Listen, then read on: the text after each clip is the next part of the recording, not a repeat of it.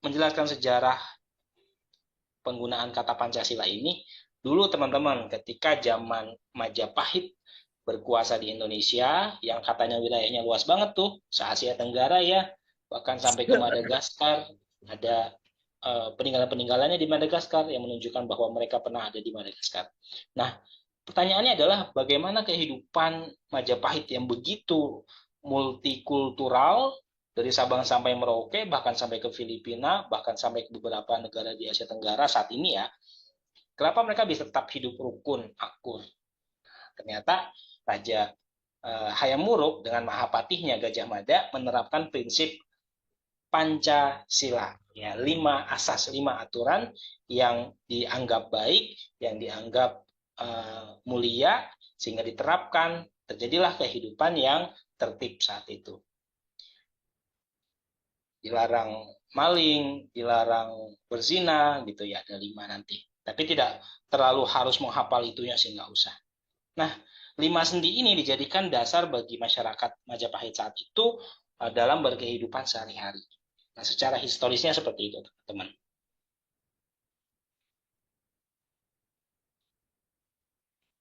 Jadi saat Majapahit berkuasa, ada 2 agama yang besar di Nusantara saat itu, ada Hindu Siwa dengan agama Buddha. Mereka hidup berdampingan, tertib dengan peraturan-peraturan yang ada. Nah, supaya tidak tertukar, kita bisa menggunakan pola ini bahwa Pancasila itu diambil dari kitab Negara Kertagama. Ya, negara Kertagama atau negara Ketagama, no problem, dua-duanya betul. Masalah penulisan saja. Nah, negara Kertagama ini ditulis oleh pujangga bernama Mpu Prapanca. Ini pujangga penyair, sastrawan saat itu. Nah, kemudian ada istilah Bhinneka Tunggal Ika. Jangan ketukar nih, kalau Bhinneka Tunggal Ika terdapatnya istilah ini di dalam kitab Sutasoma karangan Putantular. Baik Mpu Prapanca maupun Putantular, keduanya adalah pujangga yang menuliskan kisah-kisah bagaimana kehidupan masyarakat di zaman Majapahit ya saat itu di bawah kepemimpinan Hayam Wuruk dan Mahapatih Gajah Mada. Nah, kedua orang ini yang menuliskan 2 kitab tadi ternyata banyak dibuka oleh sejarawan. Nah, ada istilah yang sangat bagus saat itu yaitu Pancasila atau 5 dasar dan Bhinneka Tunggal Ika. Bhinneka artinya apa teman-teman? Bhinneka itu N-nya 2 ya, sesuai kalau di KBBI N-nya 2, Bhinneka artinya beragam. Nah, beragam itu lawannya apa teman-teman? Beragam. Kira-kira lawannya apa? Nah, beragam itu lawannya adalah seragam. Nah, beragam itu berarti berbagai macam jenis gitu ya. Nah, beragam, tunggal itu artinya satu, ika itu kalau di Jawa iku. Iku mas. Iku itu ya. Maka beragam satu itu. Kan nggak enak tuh. Maka bisa difleksibelin penerjemahannya. Beragam satu itu menjadi beragam itu satu. Macam-macam tapi tetap satu. Satu apa? Satu kesatuan. Gitu ya. Nah, ini jangan ketukar Pancasila Negara Kertagama karangan Mpu Prapanca, Bhinneka Tunggal Ika dalam kitab Sutasoma karangan Mpu Tantular. Nah, ini tuh skip dulu. Nanti aku akan kembali ke sini. Nah, teman-teman, sering sekali di dalam TWK materi pilar negara dengan submateri Pancasila ini menyajikan soal-soal dalam bentuk pengamalan Pancasila. Itu sebabnya materi hari ini adalah Pancasila dan pengamalannya. Nah, dulu ketika aku SD, SMP, SMA, aku mengira bahwa gotong royong itu adalah sila ke-3, teman-teman. Nah, aku mau tanya ke teman-teman. Boleh jawab di kolom chat. Menurut teman-teman, gotong royong itu masuk ke dalam pengamalan sila keberapa?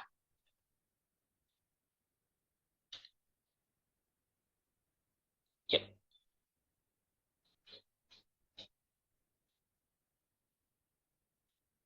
Ada yang boleh?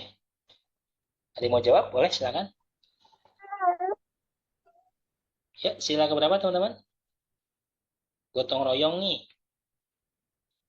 4, oke, Kak Hani, thank you. Ada lagi nggak? 5, oke, Kak April, ada lagi? Aku 3, ada temennya nggak? Yang mengira bahwa gotong royong itu sila ke-3. Enggak ya, kayaknya karena aku narasinya 3 itu salah gitu ya. Kayak benar teman-teman, tiga itu salah. Ya, ternyata dalam menjawab soal seperti ini tidak bisa pakai eh, apa ya perkiraan atau feeling semata. Butuh panduan, butuh pedoman, ya, butuh ukuran. Ukurannya apa? Maka tahun 1978 atau beberapa tahun pasca digulingkannya orang-orang di peranginya orang-orang komunis ketika jadi G30 SPKI, keluarlah pada tahun 1978 Soeharto mengeluarkan panduan dalam menghayati dan mengamalkan Pancasila. Menghayati itu apa sih? Hayat kata dasarnya. Hayati, hayati itu hidup. Menghayati berarti menghidupkan. Bisa di alam pikiran, bisa di dalam hati. Penghayatan, pedoman penghayatan. Menghayati di dalam pikiran dan hati, dan pengamalan. Bagaimana pengamalan Pancasila? Aku ambil contoh. Aku ambil contoh. Teman-teman, korupsi. Bisa nggak kita terjemahkan korupsi itu sesuatu yang dilarang oleh negara di dalam Pancasila? Secara sederhana, tidak ada 5 sila, Tuhan Yang Maha Esa, kemanusiaan yang beradab, sampai sila kelima, menyebutkan larangan untuk korupsi. Nggak ada secara tersurat gitu ya, ada kata dilarang korupsi, nggak ada. Nah, maka di dalam penerjemahannya, kita butuh pedoman ini. Tapi Kak, kenyataannya di dalam pedoman 45 ini nggak ada kata korupsi juga. Nah, nanti kita masuk ke materi yang ini, teman-teman, kalau sudah seperti itu. Bahwa Pancasila itu nggak bisa, teman-teman. Nggak bisa dijadikan pedoman dalam menyelenggarakan negara kalau hanya 5 sila. Ya. Maka butuh instrumen-instrumen di bawahnya. Nah, jadi penjabarannya gini nih. Pertama 5 sila. 5 sila ini masing-masing punya pecahan, cabang atau anak. Contoh, sila pertama punya 7 anak. Itu ya. Sila kedua punya 10 anak, dan sebagainya. Nah, kalau ternyata yang sudah berjumlah 45 butir ini tidak tercantum masalah yang kita cari, kan katanya Pancasila adalah solusi dari berbagai masalah. Maka kita bisa temukan di dalam tata urutan peraturan perundang-undangan. Nanti kita mulai masuk ke sini. Ya, nih. Kita akan temukan masalah korupsi apakah ada di Undang-Undang Dasar. Lihat bagian kanan teman-teman ya. Ini tata urutan perundangan. Tapi sebelum itu kita lanjut aja ke Pancasila dulu deh, biar lebih teratur ya. Intinya sih aku mau kasih tahu ke teman-teman bahwa Pancasila itu sulit mengatur negara hanya dengan 5 sila. Susah. Maka butuh penerjemahan. Pak Harto memiliki kebijakan supaya orang Indonesia mudah memahami Pancasila, dibuatlah butir-butir ya, makna-makna. Contoh sila pertama, ketuhanan yang Maha Esa. Nah, makna yang pertama apa? Bangsa Indonesia menyatakan kepercayaan dan ketakwaannya terhadap Tuhan Yang Maha Esa. Bangsa Indonesia. Bangsa itu siapa? Kita. Ya, kita nih orang-orang Indonesia namanya bangsa. Bangsa Indonesia menyatakan percaya dan takwa. Kenapa percaya dan takwa? Coba kita tafsirkan satu kata. Percaya itu kan ada di dalam hati. Ya, percaya di dalam hati. Nah, maka wujud dari kepercayaan seseorang melalui ketakwaannya. Misalnya dia percaya terhadap Tuhan A, maka tidak cukup sampai dengan percaya, dia harus mewujudkan kepercayaannya itu melalui ibadah. Nah, ibadahnya itu disebut takwa. Maka Pancasila di butir pertama, sila pertama, bangsa Indonesia menyatakan percaya dan takwa terhadap Tuhan Yang Maha Esa. Maka tidak ada lagi orang yang membolehkan adanya penganut ateisme di Indonesia. Karena percaya dan bertakwa. Nah, itu kalimat yang pertama. Nah, yang kedua, manusia Indonesia percaya dan takwa terhadap Tuhan Yang Maha Esa.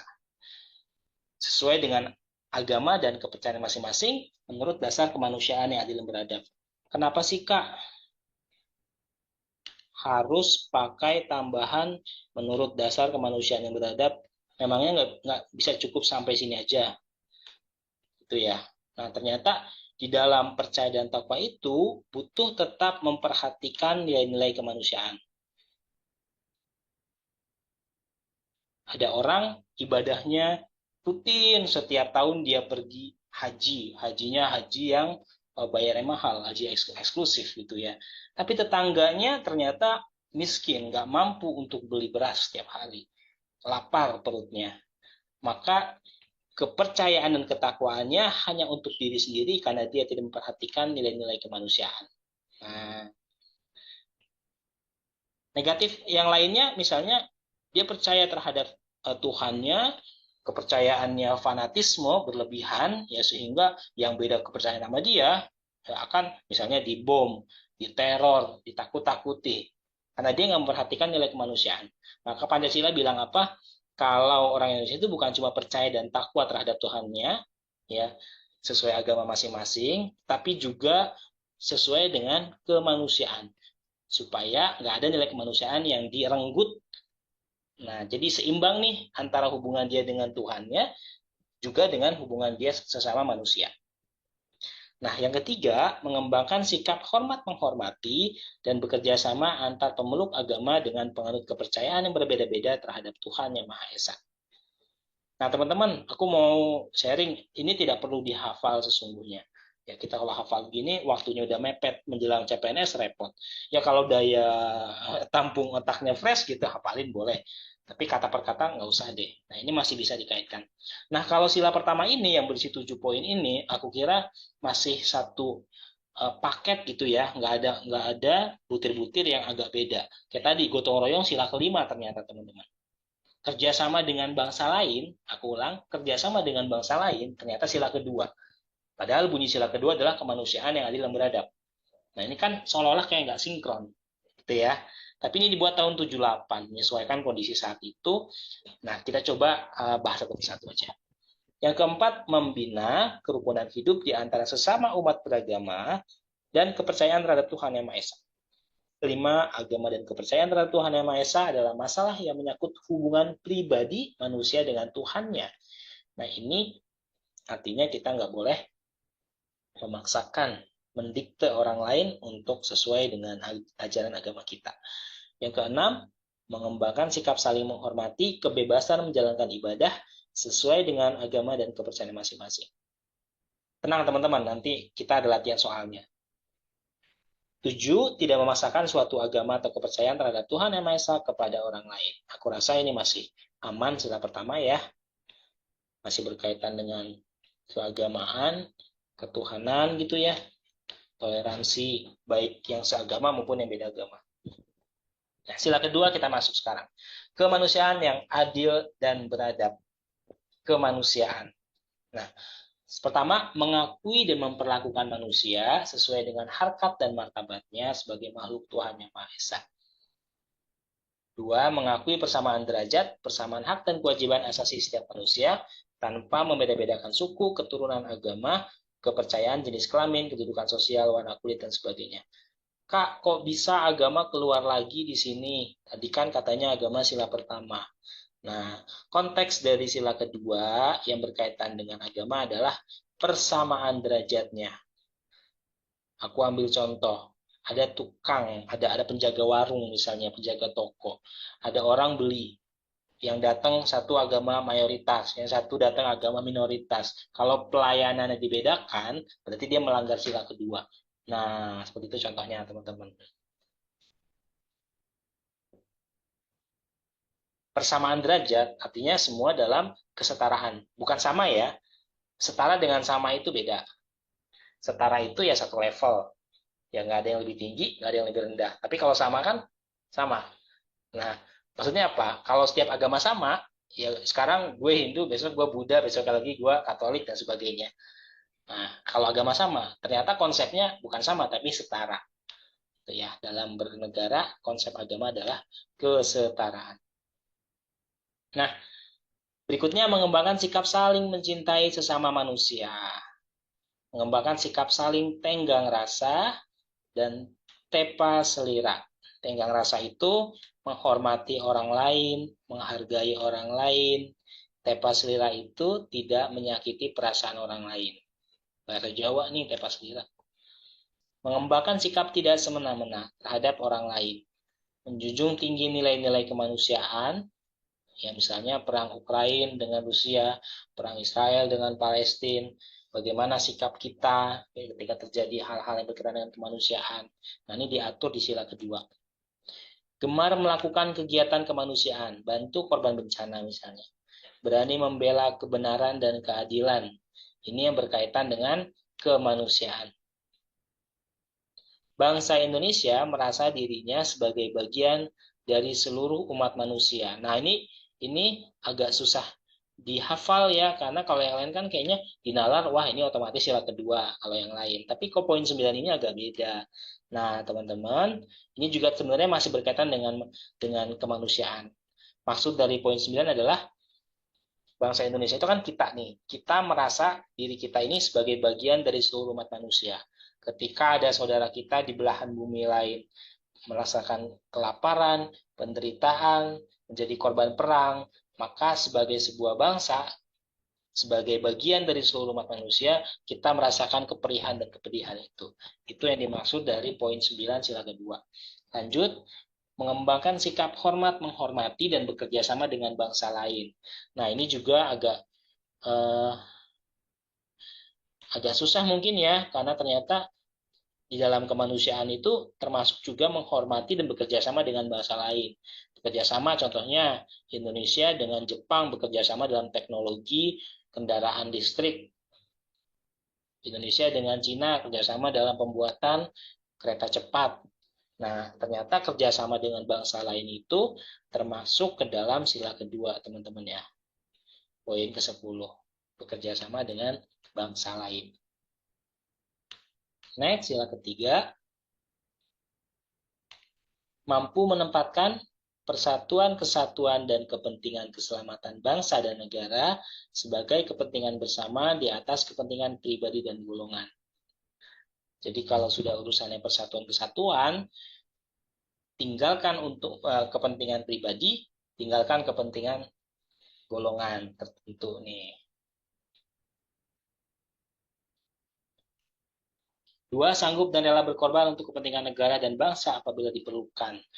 Contohnya, ketika negara membutuhkan anggota TNI, membutuhkan BRIMOB di Papua sana untuk menuntaskan, untuk menyelesaikan masalah KKB, maka kita harus sanggup dan rela berkorban. Contoh nih, ketika pandemi kemarin, pahlawannya mungkin bukan tentara, bukan polisi. Ya polisi masih berperan ya menjaga ketika daerahnya terjadi PSBB, lockdown, kan mereka menjaga supaya orang tidak keluar rumah. Tapi pahlawan yang paling besar jasanya justru adalah tenaga kesehatan. Nah, jadi tidak harus menjaga negara itu dengan cara menjadi tentara, menjadi polisi. Ya, semua profesi bisa dianggap sebagai bentuk mendukung kepentingan negara. Mengembangkan rasa cinta kepada tanah air dan bangsa. Gunakan produk dalam negeri, bayar pajak, tidak menebang pohon, tidak membuang sampah sembarangan, menjaga air, tidak boros air, tidak boros listrik, dan sebagainya. Mengembangkan rasa kebanggaan, berkebangsaan, dan bertanah air Indonesia. Bangga berbangsa Indonesia. Memelihara ketertiban dunia yang berdasarkan kemerdekaan, perdamaian abadi, dan keadilan sosial. Guys, ini mirip dengan yang tadi. Kalau yang tadi kan bekerja sama dengan bangsa lain. Ya, Indonesia dengan Jepang kerjasama motor mobil listrik. Nah, kalau yang poin 5 ini dari sila ketiga, poin kelima ini berkaitan dengan memelihara ketertiban.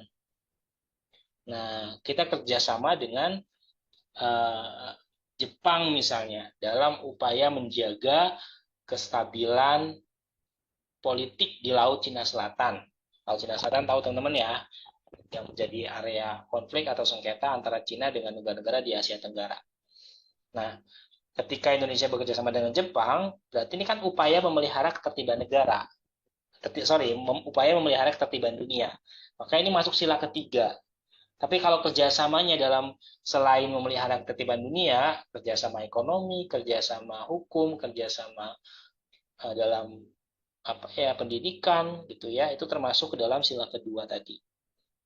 Khusus memelihara ketertiban dunia, sila ketiga. Nah, bagaimana prinsip memelihara ketertiban dunia? Ternyata prinsipnya ada, harus berdasarkan kemerdekaan. Artinya tidak boleh lagi ada negara yang dijajah, teman-teman. Tidak boleh lagi ada negara yang ditindas atau dikucilkan. Jadi ketertibannya itu dengan prinsip berdasarkan kemerdekaan, perdamaian abadi, dan keadilan sosial. Nah, mengembangkan persatuan Indonesia atas dasar Bhinneka Tunggal Ika. Mengembangkan persatuan, ya, bersatu dari berbagai partai yang berbeda, dari berbagai suku, agama, bahasa, budaya, kebiasaan sehari-hari, rumah adat, pakaian adat, makanan tradisional, itu berbeda-beda, beragam, tetap kita berupaya mengembangkan persatuan itu. Nah, persatuan yang seperti apa? Persatuan yang berdasarkan kebinekaan. Maksudnya apa persatuan berdasarkan kebinekaan? Emang ada persatuan yang nggak berdasarkan kebinekaan? Ada. Teman-teman boleh lihat ke Korea Utara. Apakah orang yang nggak kompak? Oh tidak, mereka di sana kompak banget. Pemerintah dengan masyarakatnya kompak. Ketika pemerintahnya bilang A, masyarakatnya mendukung, hampir semuanya mendukung. Tapi persatuan yang di sana bukan persatuan yang berdasarkan keberagaman, karena orang di sana disuruh untuk seragam, serupa, sesuai keinginan si presiden atau rajanya. Nah, di Indonesia persatuannya itu berdasarkan Bhinneka Tunggal Ika. Gado-gado dikenal karena di dalamnya ada tahu, tempe, kacang, sambal, ya, toge misalnya. Nah, ketika kita makan gado-gado, jangan lupakan bahwa gado-gado terdiri dari unsur-unsur yang tadi. Nah, itulah persatuan yang disebut Bhinneka Tunggal Ika. Ketika bicara Indonesia, jangan lupakan Sundanya, Jawanya, Bataknya, Minangnya, Dayaknya, Torajanya, gitu ya. Karena persatuan kita berdasarkan keberagaman. Jangan lupakan. Kalau sudah bersatu nih, jangan lupakan Kristennya, Katoliknya, Islamnya, Hindu, Budanya, Konghucunya, gitu. Nah, selanjutnya memajukan pergaulan demi persatuan dan kesatuan bangsa. Maksudnya apa pergaulan demi persatuan? Orang Jawa harus mau berbaur dengan orang Lampung, dengan orang Jambi, dengan orang Medan, dengan orang dari berbagai wilayah di Indonesia. Orang dengan bahasa yang berbeda tetap bergaul. Apa tujuan bergaulnya? Supaya terjadi persatuan kesatuan bangsa. Dari berbeda agama, boleh. Dari berbeda, banyak banget ya, beda gendernya mungkin, beda kelas sosialnya. Jadi perbedaan itu ada dua, teman-teman. Perbedaan secara horizontal, horizontal itu kan ke samping ya, dan perbedaan secara vertikal, vertikal itu kan ke atas. Yang horizontal itu agama tuh, kan setara ya, nggak ada yang lebih tinggi, ada yang lebih rendah. Suku, bahasa, budaya, dan lain-lain. Gender tuh laki-laki dan perempuan tuh setara sebetulnya. Meskipun di Indonesia ini kan agak-agak patriarki gimana gitu ya.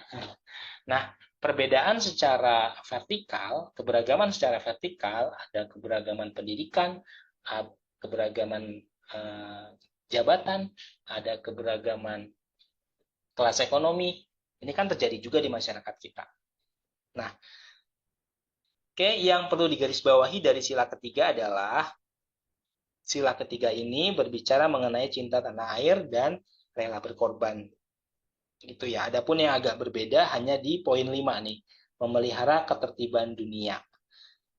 Kalau di dua tadi bekerja sama dengan bangsa lain, ya dalam ekonomi, dalam politik, tapi khusus untuk ketertiban dunia dia sila ketiga. Tenang teman-teman, 5 soal nanti aku langsung kasih latihannya ya. Oke, nomor 4, kerakyatan yang dipimpin oleh hikmat kebijaksanaan. Oke, nomor 4, kerakyatan yang dipimpin oleh hikmat kebijaksanaan dalam permusyawaratan perwakilan. Poin pertama, sebagai warga negara dan warga masyarakat, setiap manusia, kok bahasanya agak rancu sih warga negara, warga masyarakat gitu ya. Ini memang disesuaikan teman-teman sama ketata bahasaan tahun 1978 ketika produk P4 ini dibuat. P4 itu pedoman, penghayatan, dan pengamalan Pancasila gitu ya. Sebagai warga negara dan warga masyarakat, setiap manusia Indonesia mempunyai kedudukan, hak, dan kewajiban yang sama. Kita, warga negara, bayar pajak. Pak Presiden, Pak Jokowi, warga negara juga. Meskipun dia presiden, dia bayar pajak juga. Kita menikmati fasilitas tol, jalan raya. Pak Presiden juga menikmati fasilitas tol. Maka kalau bisa, ya berdampingan. Tidak merugikan atau tidak menguntungkan satu sama tidak memberikan kerugian bagi orang lain maksudnya gitu ya, kecuali dalam protokol khusus misalnya keadaan darurat dan sebagainya. Nah, selanjutnya tidak boleh memaksakan kehendak kepada orang lain. Harus pendapat sama kita misalnya. Ini nggak mesti ya. Nah, ini sila keempat, maksain pendapat orang lain. Orang harus sama dengan kita gitu misalnya. 3, mengutamakan musyawarah dalam mengambil keputusan untuk kepentingan umum. 4, musyawarah untuk mencapai mufakat diliputi oleh semangat kekeluargaan. Mufakat itu kan kesepakatan teman-teman. Kesepakatan bersama. Musyawarah untuk mencapai mufakat diliputi semangat kekeluargaan. Jadi musyawarahnya kekeluargaan, jangan musyawarah yang lempar kursi gitu ya. Musyawarah sih tapi lempar kursi, lempar palu. Nah, ini nggak perlu. Pancasila mengatur di butir keempat, sila keempat. Yang kelima, menghormati dan menjunjung tinggi keputusan yang dicapai sebagai hasil musyawarah. Dengan iktikat baik, iktikat ini niat teman-teman ya. Niat. Dengan niat yang baik dan rasa tanggung jawab, menerima dan melaksanakan hasil keputusan musyawarah. Di dalam musyawarah diutamakan kepentingan bersama di atas kepentingan pribadi dan golongan. Jadi sila keempat ini maknanya tentang musyawarah aja sih teman-teman. Mayoritas tentang musyawarah. Nomor 8, musyawarah dilakukan dengan akal sehat. Nah, berarti orang yang bermusyawarah harus sehat secara akal, nggak boleh cacat mental dalam artian tidak mumpuni gitu ya. Yang terjadi di DPR saat ini kan ya banyak ya anggota DPR yang nggak sesuai dengan bidangnya gitu. Seperti misalnya, karena aku kemarin sempat mengurus ke Komisi 10 masalah ASN tuh, ketemu dengan istrinya Bapak Ahmad Dhani. Sayang sekali beliau yang biasanya joget-joget di TV ternyata mengurus pendidikan. Ya nggak masalah sih, mungkin sudah kebagian di Komisi 10 gitu, kebagian tugasnya di Komisi 10. Tapi ya kurang relevan gitu. Kemudian jadinya malah kurang menguasai gitu. Maka dalam musyawarah itu harus diiringi dengan kompetensi teman-teman, kemampuan harusnya ya kalau bicara sesuai Pancasila. Sesuai dengan hati nurani yang luhur. Pakai nurani ternyata dalam musyawarah. Nggak boleh pakai emosi, nggak boleh pakai apa ya kekerasan gitu ya. Keputusan yang diambil harus dapat dipertanggungjawabkan secara moral kepada Tuhan Yang Maha Esa. Tuh, Pancasila mengatur bahwa selesai urusan di dunia, maka ada urusan kepada Tuhan Yang Maha Esa, dipertanggungjawabkan kepada Tuhan. Maka dalam mengambil keputusan di musyawarah itu nggak boleh asal-asalan, nggak boleh berat sebelah, nggak boleh menguntungkan salah satu pihak gitu ya. Harus benar-benar adil dan demi kepentingan umum. Menjunjung tinggi harkat dan martabat manusia. Musyawarah sih musyawarah, tapi ada martabat manusia yang direndahkan.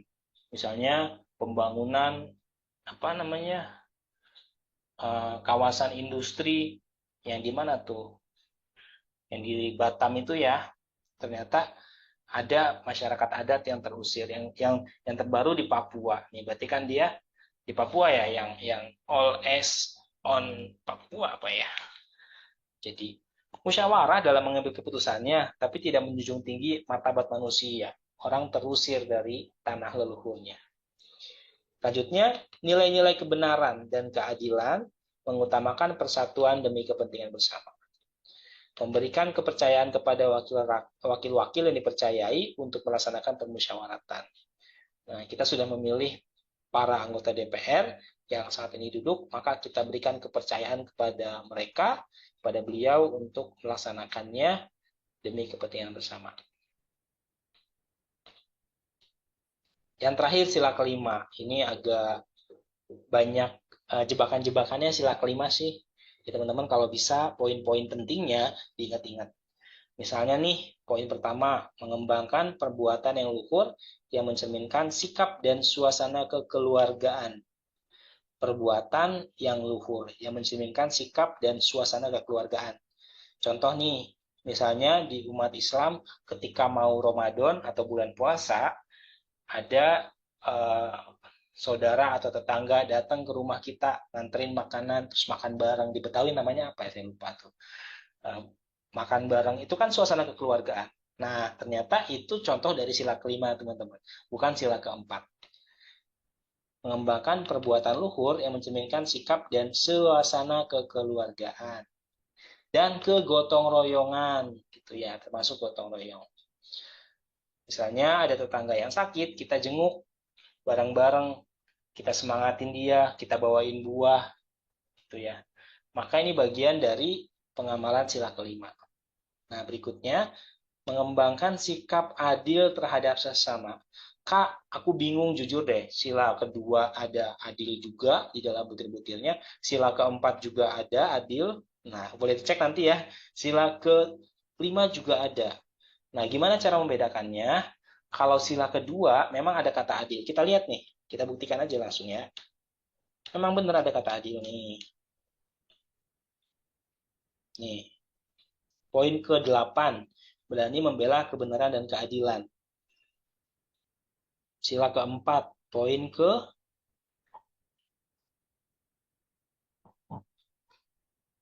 apa tadi aku kayaknya baca adil deh.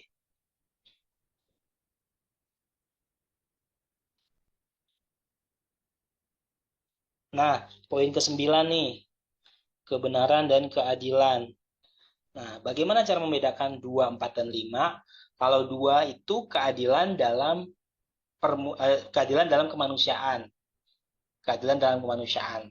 Teman-teman ya, ulangi keadilan dalam kemanusiaan. Ketika ada dua orang yang berseteru, berselisih misalnya, bertengkar, maka kita berikan keadilan secara kemanusiaan. Ya, jangan kita berat sebelah. Tuh, keadilan dalam kemanusiaan. Ada dua desa, desa A dan desa B. Sama-sama terkena dampak COVID-19. Desa A kita kasih per orang 1 juta, desa B hanya 100.000.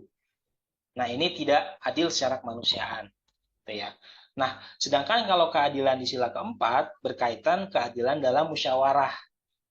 Misalnya ada 5 orang, terus satu menyampaikan pendapat, maka ketika yang lain menyampaikan pendapat, kasih kesempatan juga.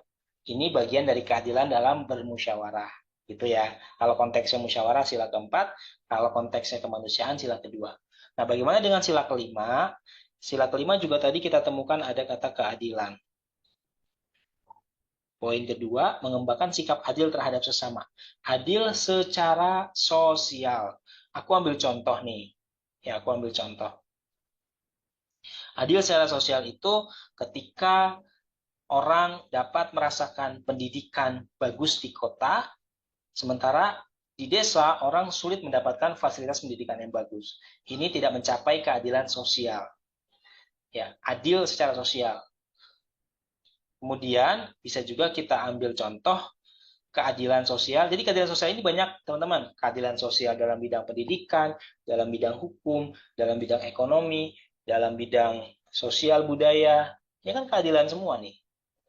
Kalau contohnya keadilan sosial dalam bidang hukum, kasus yang menimpa anaknya tukang beca dengan kasus yang menimpa anaknya wakil bupati Cirebon, kok penanganannya beda misalnya gitu ya. Nah, ini kan tidak mencapai keadilan sosial dalam bidang hukum. Padahal kasusnya levelnya sama-sama berat, tapi penanganannya untuk anak pejabat, anak orang kaya, penanganannya lebih humanis misalnya gitu, hukumannya lebih ringan di pengadilan. Nah, ini kan keadilan secara hukumnya tidak bisa didapatkan. Keadilan secara ekonomi apa? Misalnya ada 2 orang yang melamar kerja, kualitasnya sama, kualifikasinya sama, tapi kita pilih salah satu, ya, eh, bukan karena masalah ini lebih jago atau bukan, tapi karena ini saudara kita. Nah, ini kan keadilan secara ekonomi, ya, dalam bidang pekerjaan. Orang susah mendapatkan pekerjaan karena ada orang dalam yang mudah memasukkan. Keadilan secara ekonomi, banyak sih contohnya dalam bidang ekonomi.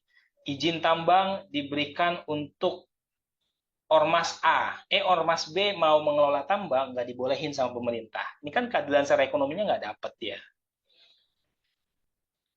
Gitu. Jadi adil, keadilan sosial di sila kelima berkaitan dengan keadilan di masyarakat, bidang hukumkah, bidang sosial budayakah, bidang ekonomikah, bidang pendidikankah, gitu. Kalau keputusan pengadilan dan pemberian pekerjaan bukannya masuk sila kedua ya, keputusan pengadilan. Nah, teman-teman, nanti kita akan melihat soal-soal yang berkaitan dengan kasusnya secara langsung. Nah, kalau aku deskripsikan, misalnya, ini aku buka saja ya, contoh nih biar teman-teman nanti ada gambaran. Nanti kita balik ke slide yang ini lagi. Wait. Terima kasih Kak Apri. Wait.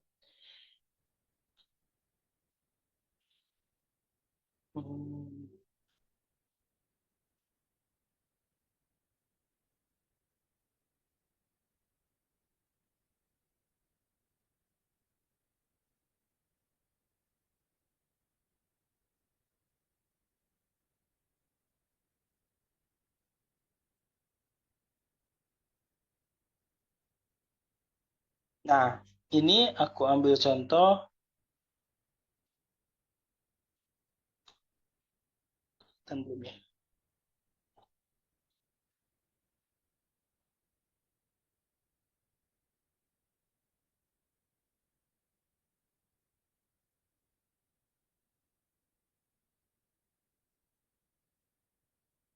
Ini kan pengamalan Pancasila nih. Soal ini begitu panjang. Aku baca aja nggak apa-apa ya.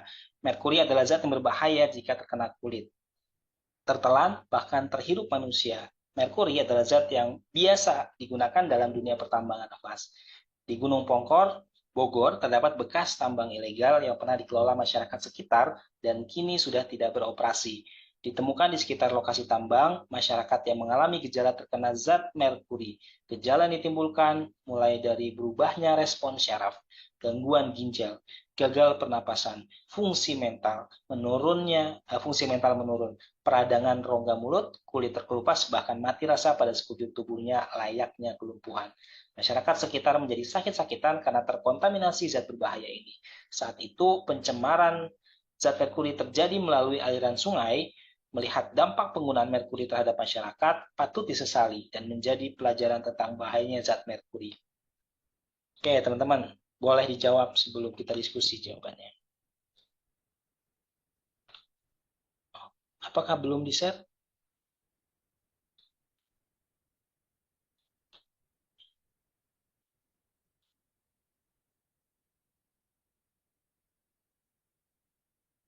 Oh, sorry. Ya.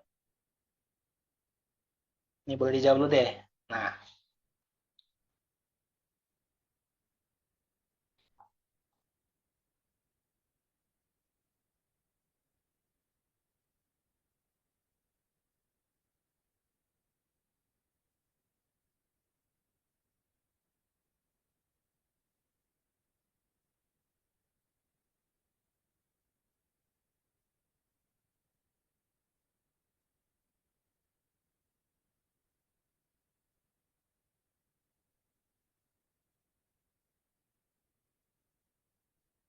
baik.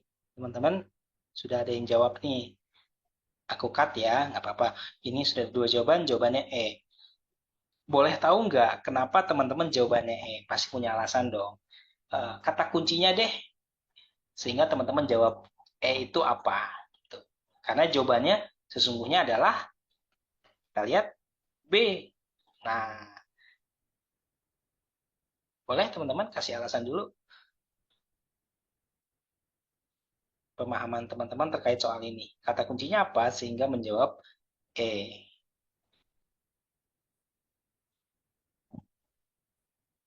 Memang sepintas teman-teman ya, sepintas soal ini menggambarkan kondisi tambang emas ilegal. Nah, ini kan penggunaan hak ya, penggunaan hak yang tidak tepat. Namanya ilegal berarti kan tidak punya izin. Nah, dampaknya luar biasa terhadap masyarakat. Tadi penyakitnya aku sebutin panjang banyak.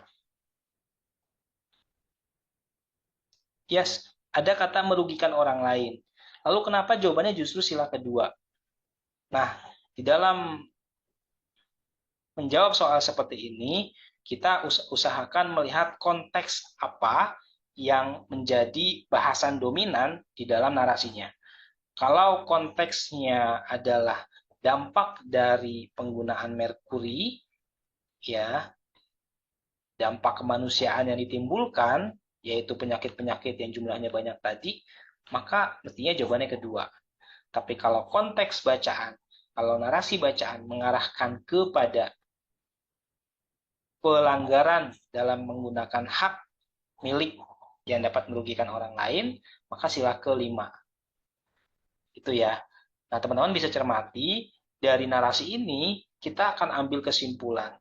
Dari kalimat awal saja, ini menunjukkan adanya dampak dari penggunaan merkuri.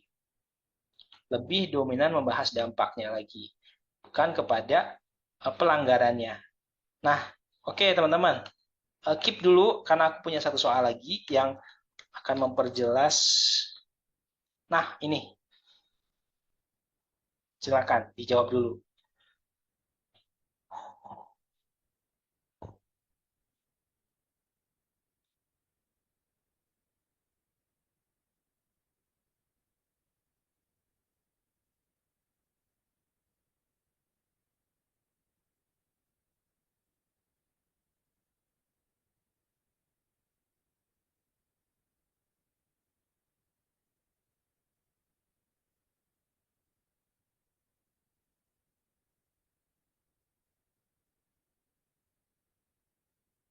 Oke, sudah jawab Kak Paulina, jawabannya E.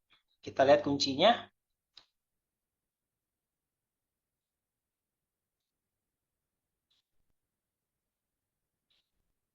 Sila kelima E, teman-teman ya. Ini kuncinya salah nih. Maksudnya E. Sila kelima pada butir kedua dan kedelapan. D yang E ya, keadilan sosial. Bunyinya apa? Mengembangkan sikap adil terhadap sesama. Nanti ada poinnya. Nah, sikap adil terhadap sesama dan tidak menggunakan hak milik untuk bertentangan dengan atau merugikan kepentingan umum. Nah, artinya apa teman-teman? Dalam menjawab soal seperti ini, kita lihat narasinya arahnya kemana. Kalau bicara pelanggaran hak milik untuk kepentingan pribadi, maka dia sila kelima. Kalau yang dibahas adalah masalah kemanusiaannya, dia sila kedua. Itu ya. Terima kasih sudah menjawab. Nah, aku mau kembalikan ke pertanyaan tadi, Kak siapa ya? Maka tidak bisa kita potong pendek seperti itu saja. Kayak misalnya keadilan A, apakah sila keberapa gitu. Maka akan susah dan dibutuhkan narasi yang lebih detail sebetulnya. Kayak tadi masalah merkuri ternyata sila kedua. Kalau lihat dari kunci jawaban, karena yang dibahas fokusnya kepada kemanusiaannya, dampak manusia yang ditimbulkan.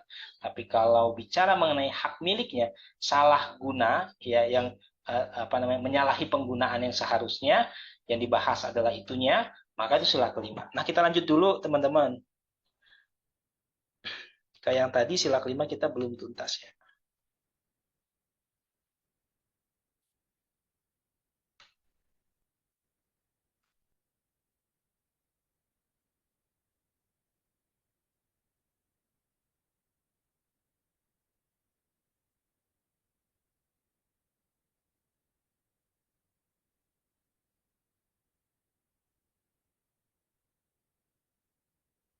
Nah, maka poin dari sikap adil di sini adalah memberikan keadilan, misalnya tadi di desa A, desa B, secara kemanusiaan.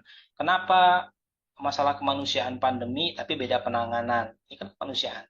Tapi misalnya antara Sukabumi dan Bogor, Sukabumi dan Bogor kan deket-deketan, kabupatennya sebelah-sebelahan, sama-sama Jawa Barat. Tapi pendidikan kualitas di Sukabumi rendah banget, tapi kualitas pendidikan yang ada di Bogor tinggi banget, terjadi ketimpangan, kesenjangan yang luar biasa. Maka ini nggak adil, teman-teman. Nah, ini yang disebut sebagai keadilan sosial. Maka pemerintah Indonesia tidak bisa, pemerintah Jawa Barat, Pemda Jawa Barat tidak bisa memberikan keadilan sosial dalam bidang pendidikan terhadap orang Sukabumi dan orang Bogor. Karena kualitasnya ketimpangannya luar biasa, senjang. Itu yang dimaksud sikap adil di sila kelima. Jadi tetap sikap adil ini merujuk pada konteks keadilan sosialnya. Sosial itu kan masyarakat, society kata dasarnya. Keadilan di masyarakat. Tapi kalau keadilan dalam bidang kemanusiaan, kedua. Kalau keadilan dalam musyawarah, keempat. Gitu. Nah, lihat juga narasinya juga sih nanti. Menjaga keseimbangan antara hak dan kewajiban. Ini juga ada di sila keempat, hak dan kewajiban. Nah, kalau di empat tadi, hak dan kewajiban dalam menyampaikan pendapat. Hak dan kewajiban dalam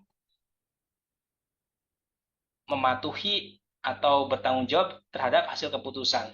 Jadi sepakat nih, gue sebagai ketua yang dipilih lewat musyawarah. Maka hak sebagai ketua apa? Misalkan dapat gaji. Kemudian kewajiban sebagai ketua apa? Menjalankan tugas sesuai dengan tupoksinya. Nah, itu kan keseimbangan hak dan kewajiban. Kalau di sila keempat, gitu ya.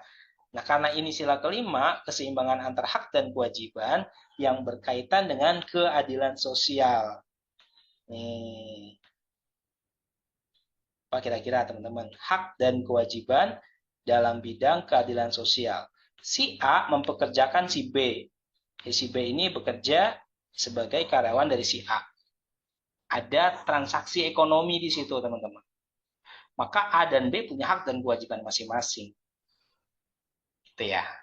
Baik A sebagai atasan dan B sebagai si bawahannya. 4. Menghormati hak orang lain.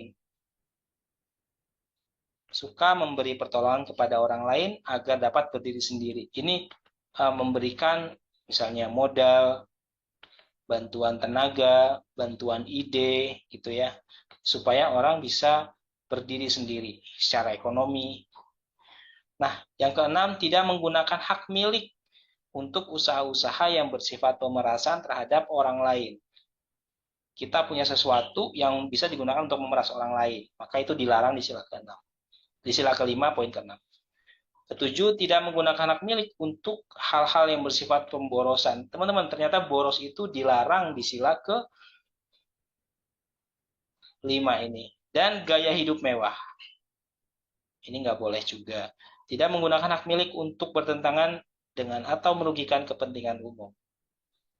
Tadi ya,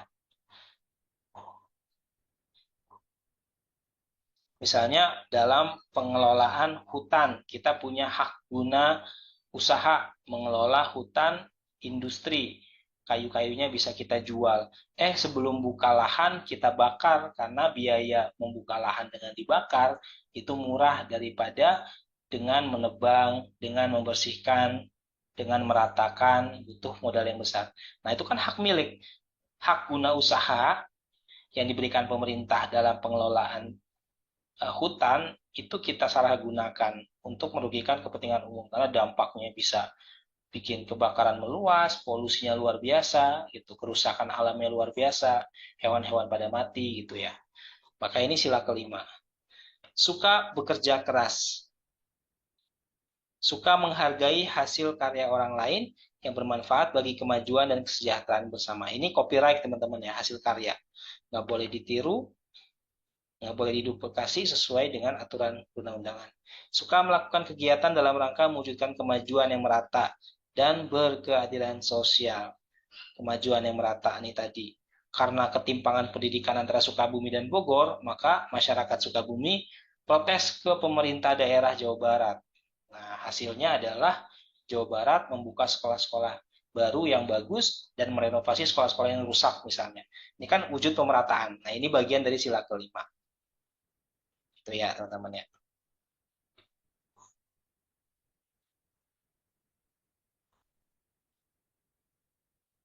Siap. Nomor 7, Pancasila itu bisa berfungsi sebagai dasar negara, bisa berfungsi sebagai pandangan hidup bangsa, atau bahasa Inggrisnya way of life. Ada Pancasila sebagai jiwa bangsa, kepribadian bangsa, perjanjian luhur bangsa, sumber dari segala sumber tertib hukum, cita-cita dan tujuan bangsa, moral pembangunan. Satu-satu nih. Pancasila sebagai dasar negara. Dasarnya negara. Teman-teman bayangkan kampus, datang ke Bapak Rektor. Pak Rektor, apa dasar Bapak bikin kampus ini? Ditanya sama ke Pak Rektor. Pak Rektor jawab, saya buka kampus ini karena saya sedih. Banyak masyarakat sini yang nggak bisa kuliah karena biaya di kampus-kampus yang lain mahal. Saya buka kampus yang murah. Nah, itulah yang disebut dasar, teman-teman. Dasar pembuatan kampus. Bikin kampus saja pakai dasar, apalagi bikin negara. Harus punya dasar yang kuat, yang fundamental, yang menjadi ide, yang menjadi gagasan. Kenapa dibangunnya negara? Gitu. Nah, Pancasila berperan sebagai dasar negara, mengatur pemerintahan atau penyelenggaraan negara. Bayangin negara berjalan tanpa adanya dasar negara. Maka pemerintah dalam bikin keputusan nggak akan manusiawi, nggak akan memperhatikan persatuan, nggak akan bermusyawarah, nggak akan mempedulikan keadilan sosial. Nah, fungsi dari 5 sila tadi supaya pemerintahan itu jalan sesuai pedoman yang dibuat, yaitu Pancasila. Itu ya. Nah, kata kuncinya apa dari fungsi Pancasila yang pertama sebagai dasar negara? Dasar negara. Kata kuncinya adalah dasar untuk mengatur pemerintahan negara yang hijau nih. Bahwa pemerintahan itu harus diatur. Kalau nggak diatur, orang bakal selamanya pengen jadi presiden. Orang bakal selamanya ingin jadi anggota DPR dan sebagainya. Lanjut, Pancasila sebagai pandangan hidup bangsa, way of life. Pandangan hidup, pandangan itu. Kita punya pandangan. Ke depan kita akan menjadi ASN misalnya. Ke depan aku akan pergi ke Jepang, akan jalan-jalan ke Eropa. Ini kan pandangan. Aku berpandangan bahwa aku harus jadi orang yang jujur. Itu kan pandangan, prinsip. Itu ya. Jadi cita-cita termasuk prinsip di dalamnya. Nah, semua aktivitas kehidupan bangsa Indonesia sesuai dengan sila-sila Pancasila. Pandangan. Aku berpandangan bahwa orang Indonesia harus berketuhanan. Aku berpandangan bahwa orang Indonesia harus berkemanusiaan. Kalau ada orang yang jatuh di jalan dari kendaraannya, kita bantu. Itu kan pandangan hidup bahwa kita orang yang berkemanusiaan yang adil dan beradab sesuai sila kedua. Kalau ada teman yang bertengkar, kita lerai, kita ajak, kita damaikan mereka. Nah, ini bagian dari pandangan hidup. Kita jadikan Pancasila sebagai pandangan hidup dari sila ketiga persatuan Indonesia. Pancasila sebagai jiwa bangsa. Yang warna hijaunya adalah ruh bangsa Indonesia. Jiwa. Jiwa itu apa? Tidak terlihat, teman-teman. Jiwa, raga. Raga fisik. Kalau jiwa itu nggak terlihat. Wujudnya nggak kelihatan. Jiwa itu ruh ya. Ilmu kedokteran secanggih apapun sampai saat ini tidak ada yang bisa menunjukkan wujud dari ruh. Seperti apa wujud ruh? Kan nggak bisa terdefinisi itu sama mereka. Nah, ruh itu sesuatu yang menjiwai, sesuatu yang menggerakkan badan kita namanya ruh. Ya, badan kita punya ruh, maka bangsa kita punya ruh juga. Ruh dari bangsa kita adalah Pancasila. Nah, Pancasila sebagai jiwa bangsa lahir bersamaan dengan adanya bangsa Indonesia sendiri sejak zaman dahulu kala. Pancasila telah ada sejak bangsa Indonesia. Nih teman-teman, sila pertama apa? Ketuhanan yang Maha Esa. Pertanyaan aku, sejak kapan orang Indonesia berketuhanan? Sejak kapan orang Indonesia punya Tuhan atau beragama? After or before Indonesia merdeka?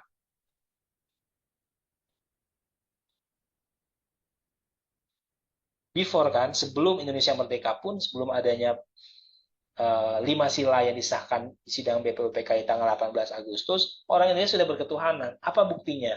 Nah, kita datang ke Demak, ada Masjid Agung Demak. Kita datang ke Candi Borobudur, ada peninggalan agama Buddha. Kita datang ke Prambanan, ada peninggalan agama Hindu. Artinya orang Indonesia sudah beragama sejak Indonesia belum ada. Sejak nama Indonesia belum resmi. Jadi duluan ketuhanannya sesungguhnya. Nah, maka dari itu sila pertamanya adalah ketuhanan yang Maha Esa. Orang Indonesia suka menolong sejak dulu. Maka jadilah dari situ sila kedua, kemanusiaan yang adil beradab. Orang Indonesia hidupnya rukun, tentram, damai, bersatu. Dari situlah lahir sila ketiga. Orang Indonesia suka bermusyawarah. Dari situlah lahir sila keempat dan selanjutnya. Jadi jiwa bangsa Indonesia adalah ya Pancasila itu sendiri. Ruhnya bangsa Indonesia adalah Pancasila itu sendiri. Jadi Pancasila bukan ideologi yang tiba-tiba ada, dibikin oleh BPUPKI terus nongol 5 sila, enggak. Munculnya Pancasila itu karena melihat latar belakang Indonesia yang orangnya berketuhanan, berkemanusiaan, suka persatuan, bermusyawarah, dan berkeadilan sosial. Yang gotong royongnya, nggak boros, ya kan, dan lain-lain. Gitu, teman-teman. Jadi kalau kata kuncinya ruh bangsa Indonesia, maka Fungsi Pancasilanya adalah sebagai jiwa bangsa. Fungsi Pancasila berikutnya adalah kepribadian bangsa. Kepribadian itu ciri khas atau karakter. Misalnya ketika teman-teman di Jerman, lagi jalan-jalan di Jerman nih, terus ketemu orang ngobrol pakai bahasa Inggris atau pakai bahasa Jerman, terus nanya, di mana tembok Berlin berada? Dia tunjukkan di sebelah sana sambil mengacungkan jempolnya dan menutup 4 jarinya. Di sebelah sana. Nah, kita akan ter apa berpikir, wah ini sih bukan orang Jerman, ini sih orang Jawa gitu kan. Jadi Pancasila itu sudah menjadi karakter. Oh, kepribadian orang Jawa, misalnya orang di Pulau Jawa, kalau menunjukkan arah pakai ibu jarinya, ditunjuk di sebelah sana gitu. Nah, ini kan jadi ciri khas kepribadian. Ciri khas orang Indonesia yang suka menolong misalnya. Ketika pandemi kemarin ada sayur gratis, ada sembako gratis yang diberikan oleh masyarakat yang punya kelebihan uang gitu ya. Nah, ini kan ciri khas bangsa Indonesia. Orangnya ramah, orangnya rukun, orangnya bersatu. Ini ciri khas kepribadian bangsa. Nah, Pancasila selanjutnya berfungsi sebagai perjanjian luhur bangsa. Perjanjian luhur, luhur itu bahasa Sunda teman-teman ya, artinya mulia. Tinggi atau mulia sama aja. Perjanjian luhur bangsa adalah perjanjian mulia bangsa kita. Siapa yang berjanji di sana? 18 Agustus atau setelah 1 hari Indonesia merdeka. PPKI melakukan sidang pertama. Di sana disahkan Pancasila sebagai dasar negara kita. Kan yang hadir di sana bukan orang Indonesia semua, hanya beberapa. Apakah bisa disebut sebagai leluhur bangsa? Nah, karena nggak mungkin semuanya bisa hadir di sidang PPKI, maka perwakilan yang hadir di sidang PPKI dianggap mewakili. Maka dari itu disebut sebagai perjanjian luhur bangsa, perjanjian mulia leluhur kita, bangsa Indonesia.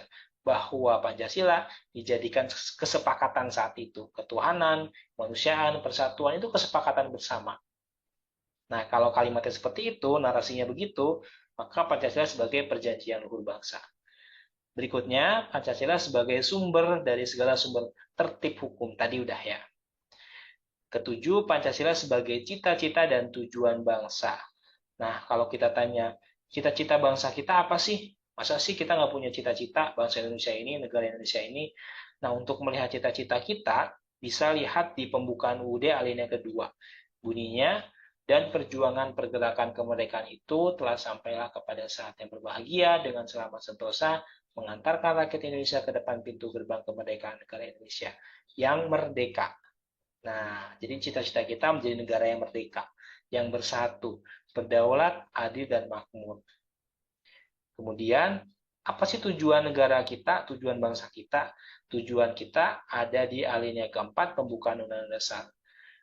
Bunyinya, kemudian daripada itu, untuk membentuk suatu pemerintah negara Indonesia yang melindungi segenap bangsa Indonesia dan seluruh tumpah darah Indonesia, dan untuk memajukan kesejahteraan umum, mencerdaskan kehidupan bangsa, dan ikut melaksanakan ketertiban dunia yang berdasarkan kemerdekaan, perdamaian abadi, dan keadilan sosial. Itu tujuan kita. Boleh diingat-ingat, kalau cita-cita alinea kedua, kalau tujuan alinea keempat. Fungsi Pancasila berikutnya sebagai moral pembangunan. Moral, ya, pertimbangan dalam pembangunan.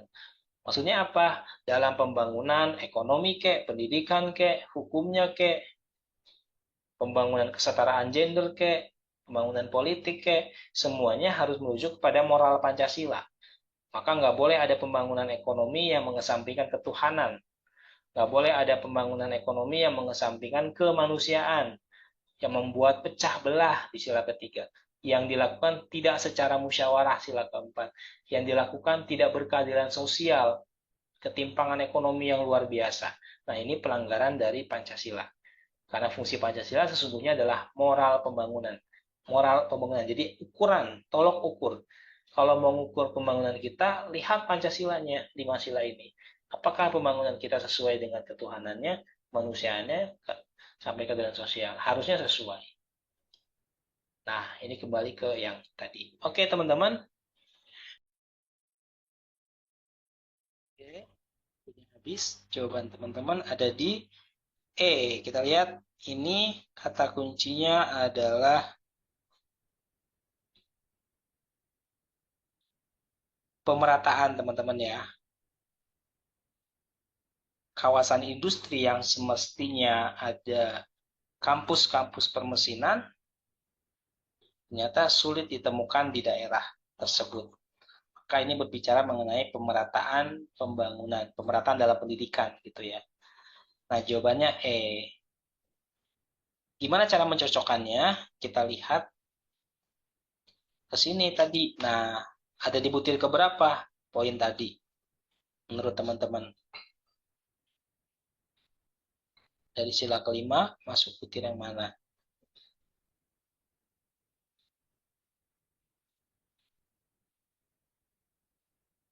Oke, yang ke-11 teman-teman ya. Ya, keadilan terhadap sesama boleh. Dan ke-11, kegiatan dalam rangka mewujudkan kemajuan yang merata. Karena tidak terjadi kemajuan yang merata, ketimpangan. Lanjut.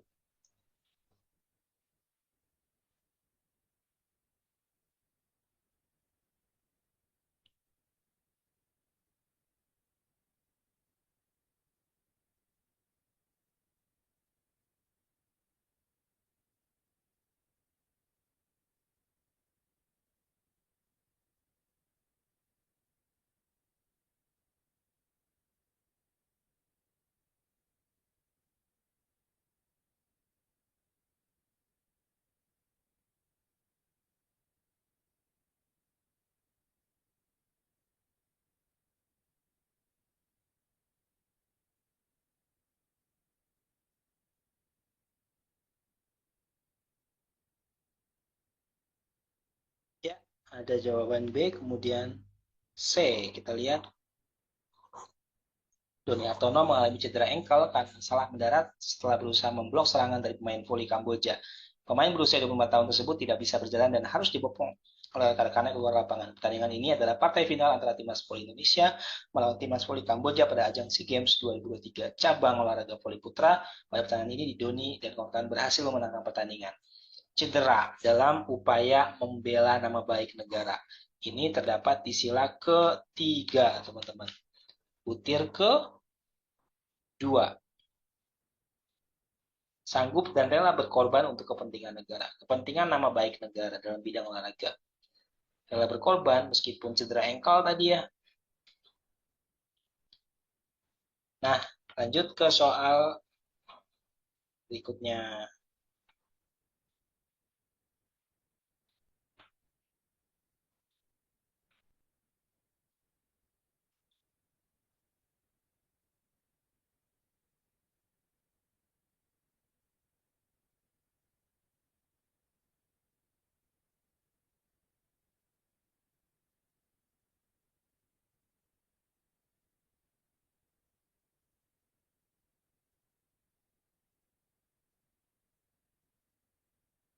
Oke guys, nomor yang selanjutnya.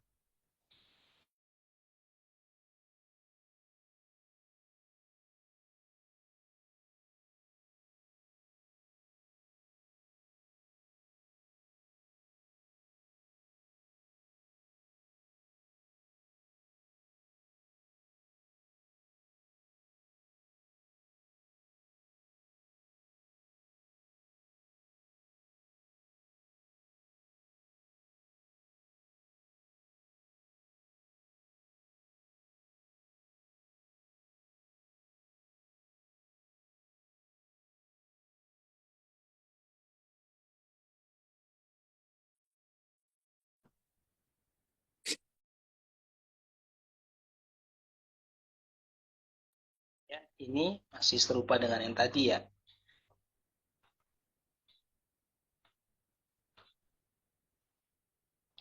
Upaya bela negara ini. Kok bisa bela negara, Kak? Ya, karena bela negara itu kan tanda-tandanya menjaga, memelihara, melestarikan, melindungi apa-apa yang ia cintai. Karena dia cinta sama negaranya, sama tanah airnya, ia jaga hutannya yang terbakar. Ia jaga tanaman-tanaman dari kebakaran hutan. Ini sila ketiga, teman-teman. Mengembangkan rasa cinta tanah dan bangsa. Sama poin rela berkorban tadi ya, sama. Oke, lanjut.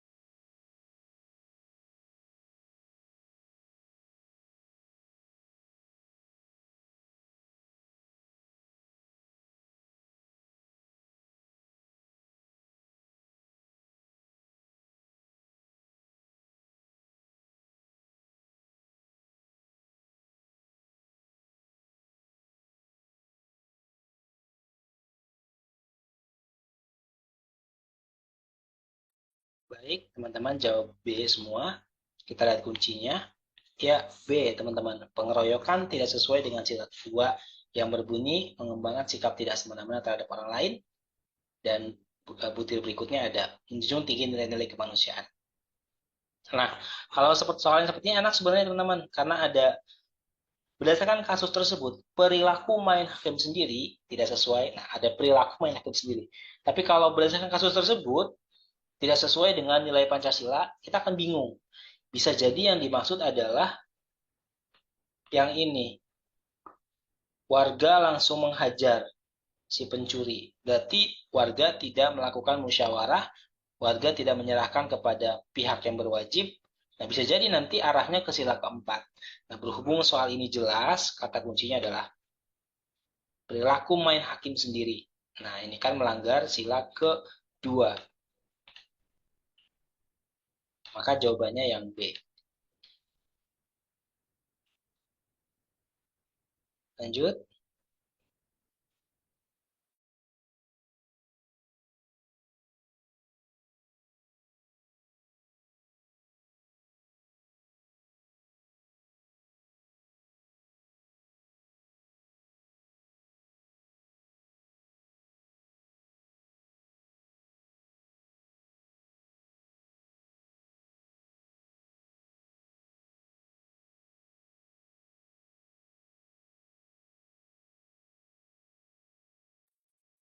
Oke, ini masih tergolong mudah karena berbicara mengenai pemerataan juga ya.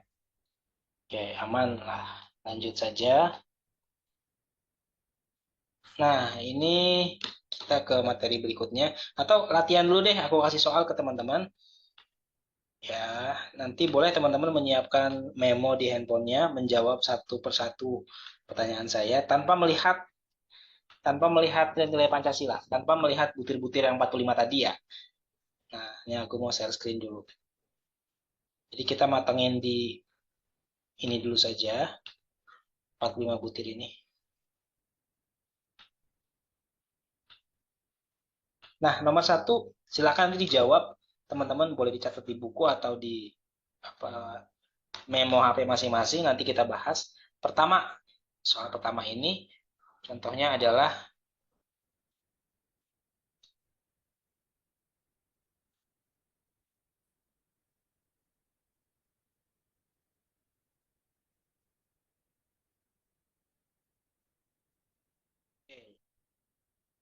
silakan tentukan sila keberapanya.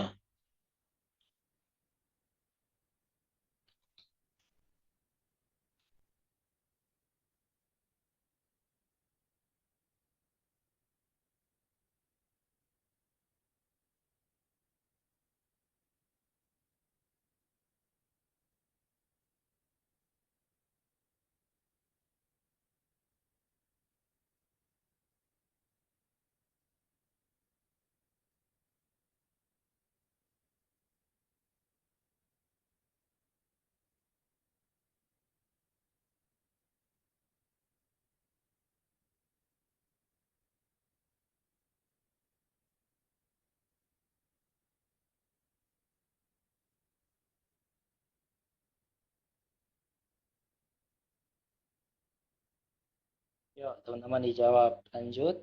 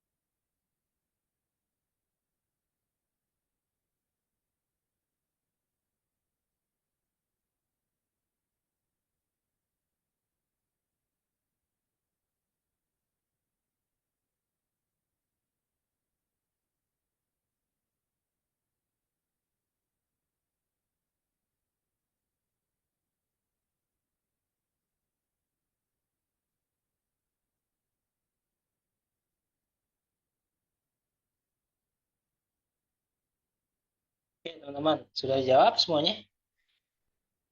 Kalau sudah, boleh chat sudah, biar langsung kita bahas.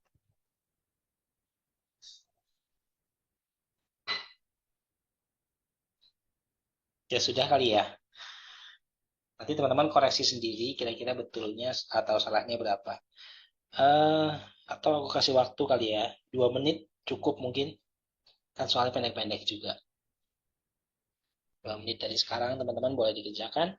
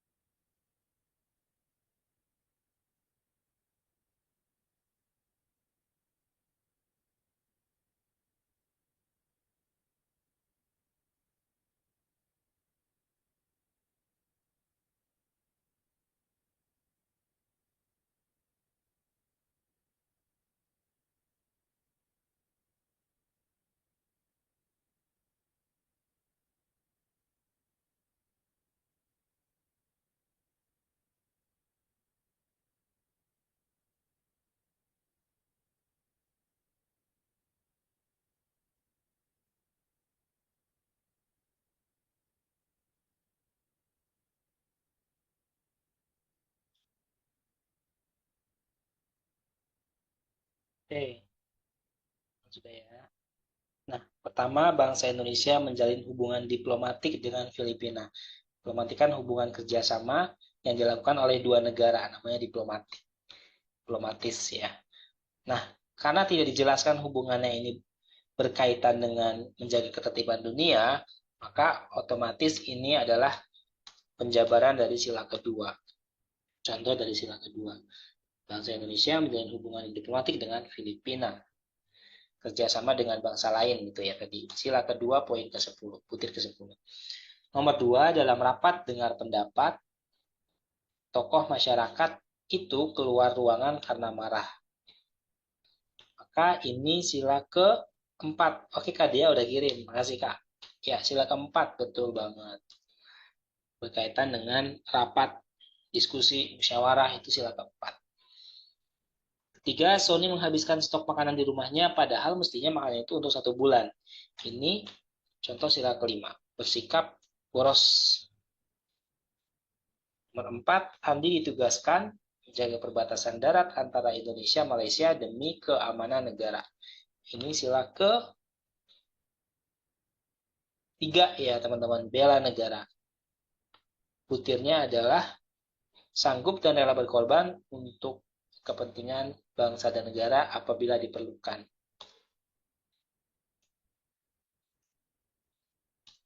Selanjutnya, Ani beribadah dengan baik sesuai tuntutan agama. Bangsa Indonesia percaya terhadap Tuhan Yang Maha Esa, gitu ya. Percaya dan bertakwa terhadap Tuhan Yang Maha Esa. Takwa ini kan wujudnya lewat ibadah. Maka ini sila pertama. Oke, betul. Wah, ini betul semua nih kayaknya nih. Lanjut. Tono membeli produk dalam negeri, ini contoh sila ketiga, teman-teman ya. Mengembangkan rasa cinta tanah air, poinnya. Nomor 7, sebagai seorang pejabat, Anton mau mendengarkan nasihat dari tetangganya. Nah, sila keempat, teman-teman. Nah, sila keempat nih. Berkaitan dengan nasihat. Nasihat itu kan saran atau pendapat orang lain. Sila keempat. 8, Andi senang berkunjung ke rumah temannya demi menjaga kekerabatan. menjaga kekerabatan. Ini kan berarti sila kelima tadi ya. Sila kelima, butir pertama. Tony bertugas menjadi tentara perdamaian Palestina Israel. Ini perdamaian dunia, maka sila ketiga. Oke, yang atasnya ini tadi masih ingat teman-teman? Yang saya blok ini kan dia menciptakan suasana kekeluargaan dan kegotong royongan gitu ya. Itu sebabnya jawabannya sila kelima. Yang terakhir, Tono membantu korban bencana alam. Ini bukan penjabaran dari sila kedua. Nah, silakan nanti teman-teman dicek masing-masing.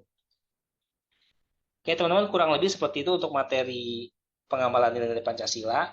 Memang kayak misalnya kerjasama dengan bangsa lain, itu nggak bisa ditawar, sudah pasti sila kedua, sesuai dengan panduan P4 yang tadi kita diskusikan. Itu teman-teman. Nah, lanjut. Ada materi lagi yang perlu kita kenali.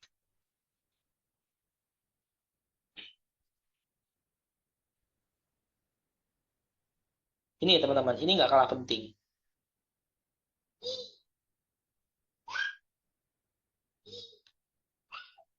Kedudukan Pancasila. Di mana sih kedudukan Pancasila itu?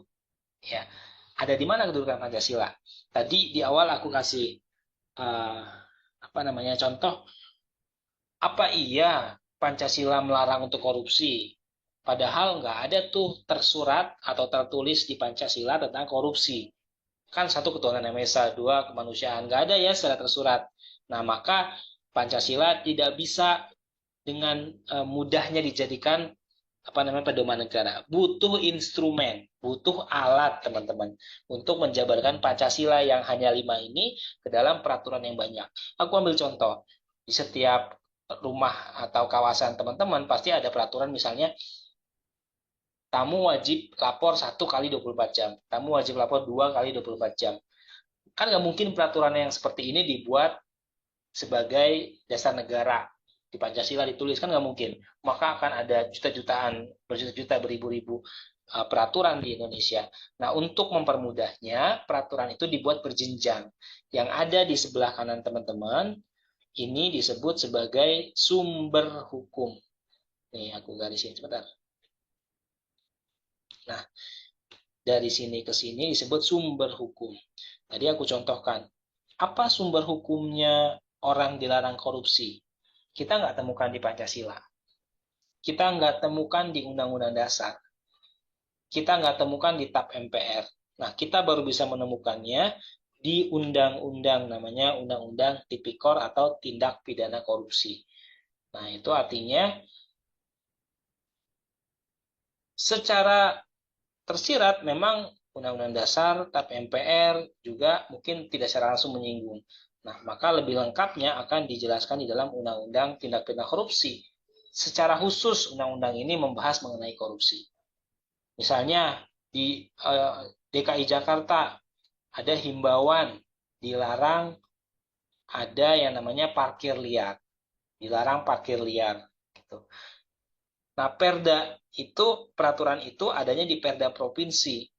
Bisa misalnya dibuat dalam bentuk instruksi gubernur, bisa dibuat misalnya dalam bentuk peraturan gubernur, keputusan gubernur, dan lain-lain. Ketetapan gubernur, dan lain-lain. Banyak jenis peraturan yang ada di tingkat daerah. Nah, kan nggak mungkin peraturan itu ada di Perpres, ada di PP, ada di undang-undang. Tidak perlu, karena kebutuhan dari peraturan itu sementara ini hanya di Jakarta, maka DKI Jakarta membuat perda yang demikian. Tapi kalau ternyata nanti seluruh Indonesia komplain, oh banyak tukang parkir liar, meresahkan misalnya gitu ya, meresahkan. Bisa jadi Presiden bikin peraturan Presiden yang melarang adanya parkir liar gitu. Nah, sekali lagi yang ada di sebelah kanan teman-teman disebut sebagai sumber hukum negara. Nah, sumber hukum negara. Apa yang nggak ada di antara ketujuh ini? Yang nggak ada adalah peraturan di bawah kabupaten. Camat, apakah camat bisa bikin peraturan? Bisa, peraturan camat. Apakah di bawah camat apa? Kades, teman-teman, kepala desa atau lurah. Nah, apakah lurah nggak bisa bikin peraturan? Lurah bisa bikin peraturan, Kades bisa bikin peraturan. Apakah RW, apakah RT boleh bikin peraturan? Boleh. Tapi kenapa tidak ada di dalam piramid ini? Nah, jadi ternyata piramid ini memang tidak memasukkan peraturan camat sampai dengan peraturan RW, RT ke bawah. Sampai RT nggak ada nih. Tapi sifat dari peraturan-peraturan tadi dianggap legal dan formal. Berlaku, teman-teman ya. Berlaku sebagai peraturan yang ada di masyarakat. Nah, yang dimasukkan ke dalam Undang-Undang nomor 12 tahun 2011 ini adalah hanya 7 saja. Nah, apa sih Undang-Undang nomor 12 tahun 2011 ini? Ini undang-undang tentang pembentukan peraturan perundang-undangan. Sifatnya undang-undang terbaru ya yang membahas mengenai peraturan perundang-undangan. Bahwa peraturan itu sifatnya berjenjang dari yang paling tinggi yaitu Undang-Undang Dasar, di bawahnya ada TAP MPR, di bawahnya ada undang-undang, di bawahnya ada PP, di bawahnya ada Perpres, Perda sampai Perda Kabupaten Kota. Nah, terus pertanyaannya, di mana kedudukan Pancasila?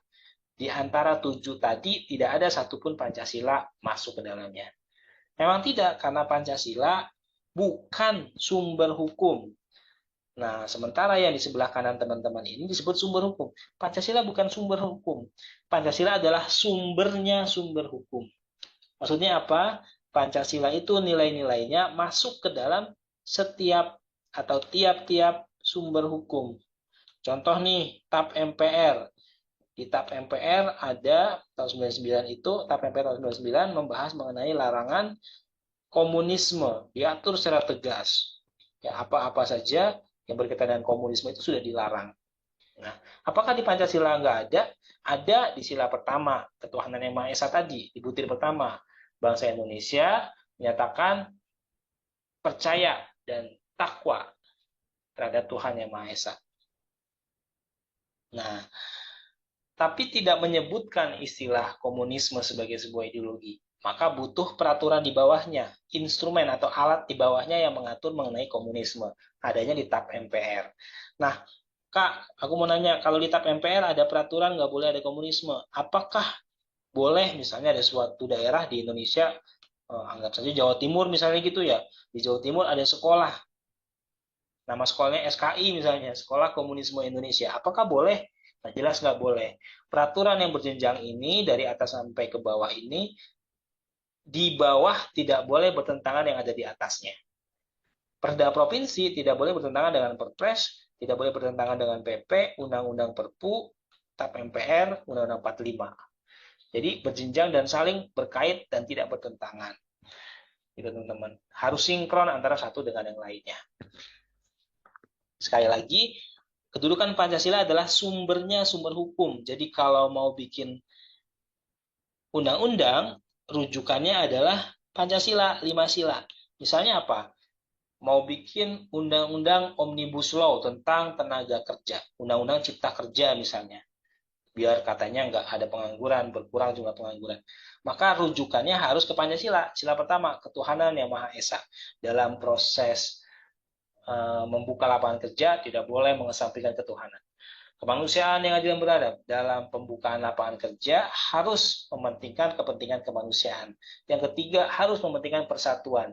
Keempat, harus bermusyawarah secara berjenjang, ya, tidak merugikan satu atau dua kelompok dan sebagainya.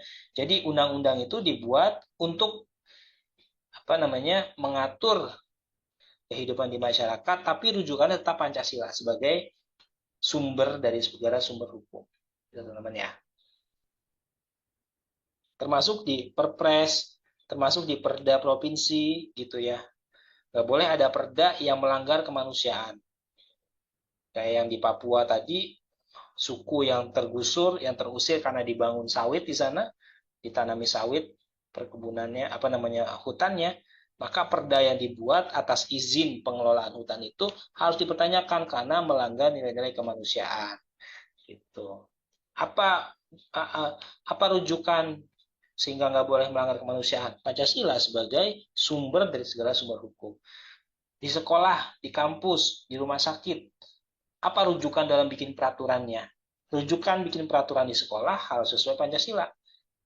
Sekolah kan punya orang, punya pribadi, punya yayasan misalnya, bukan punya negara. Anggaplah sekolah swasta. maka tetap teman-teman dalam membuat peraturan di sekolah nggak boleh bertentangan dengan nilai-nilai Pancasila. Sekali lagi, kedudukan Pancasila adalah sumber dari segala sumber hukum. Nah, yang terakhir teman-teman, fungsi Pancasila. Aku sajikan 8 fungsi Pancasila.